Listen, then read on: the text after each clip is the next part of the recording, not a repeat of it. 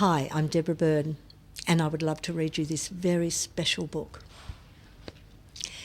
In a land not so far away lived a brave little knight. Sir Alfred, for that was his name, lived in a teeny-weeny cottage with his mother, Lady Susan. Lady Susan had once lived a fabulous and glamorous life, but since her divorce from Sir Alfred's father, they were now quite poor. Lady Susan worked very hard day after day cleaning the largest castle in the land. The castle was owned by the rich and famous Lord Henry Wotton. Because Alfred was only a little knight and couldn't stay home alone, he always went to Lord Henry's castle after school. While Lady Susan continued to clean and scrub, Lord Henry offered to take care of Alfred. Lord Henry and Alfred got along famously. They were like two peas in a pod. Lord Henry was friendly and funny, and together they played chasey in the castle gardens. When Lord Henry caught Alfred, he would tickle him all over, and then the game would begin again. But one day, while Alfred's mother was cleaning a far corner of the castle, Lord Henry started to tickle Alfred in a way that made him feel uncomfortable and sick inside. The tickling wasn't fun anymore, and sometimes Lord Henry tickled and touched Alfred's private parts. And even when Alfred asked Lord Henry to stop, he did not. "Come on, Alfred," laughed Lord Henry. "It's just a bit of fun. There's no harm in a bit of tickling." "But," warned Lord Henry, "you must never ever tell anyone about our tickling game. It must be our special secret because," continued Lord Henry, "if you do tell, I'm afraid your mother will not be able to clean my castle any more, and you will have no money for food and clothes, and it will be all your fault, Alfred." Poor little Sir Alfred felt sick with worry. He knew some secrets should never, ever be kept. Secrets that made him feel bad and uncomfortable. Secrets just like this. But if he told anyone, his mother would lose her job and they would have no money. And the worst bit of all, it would be all his fault. That night, little Sir Alfred went home with a very heavy heart. He did not eat his supper, and he barely spoke a word to his mother. He crawled into his bed feeling sad and lonely, the secret heavy in his heart. The next morning, Alfred told his mother that he didn't want Lord Henry to look after him any more. Lady Susan glanced at him briefly and just smiled. "Don't be a silly Billy, Alfred. Everyone loves Lord Henry. He is one of the nicest and kindest men in the world. We are very lucky he takes care of you." But that afternoon, when Lord Henry came to the school gate, Alfred felt sick in his tummy. He felt scared and very confused.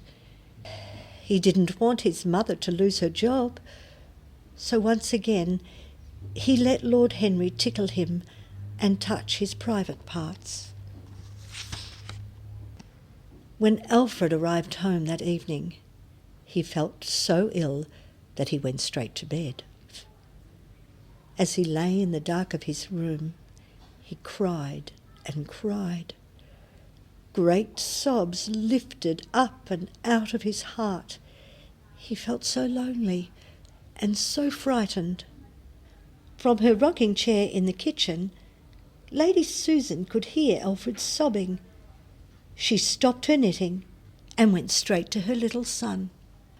"Whatever is the matter?" she asked. But Alfred did not utter a word.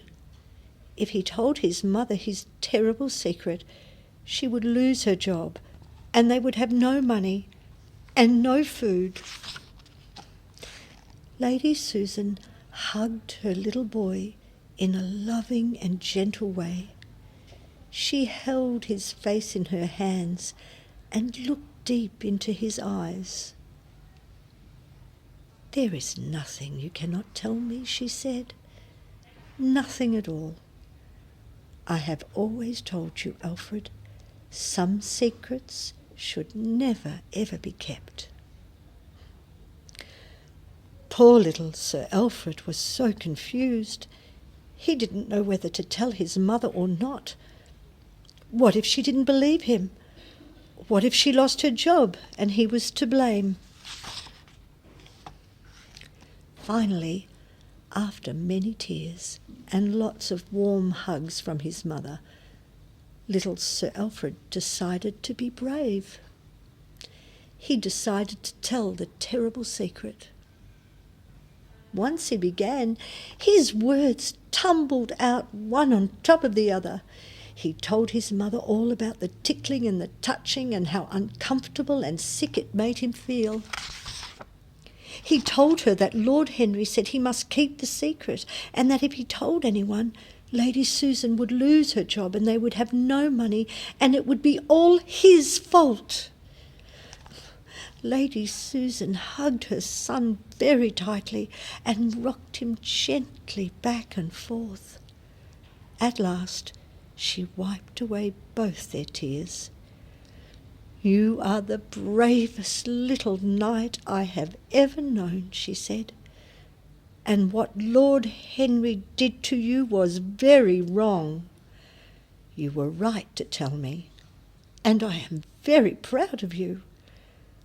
Remember, there is nothing you cannot tell me.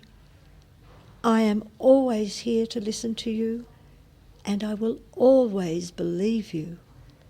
You have done nothing wrong." Lady Susan promised Alfred that he would never, ever have to see Lord Henry again, and that he would be gone from their lives forever. As punishment, Lord Henry would be banished from his castle and the kingdom.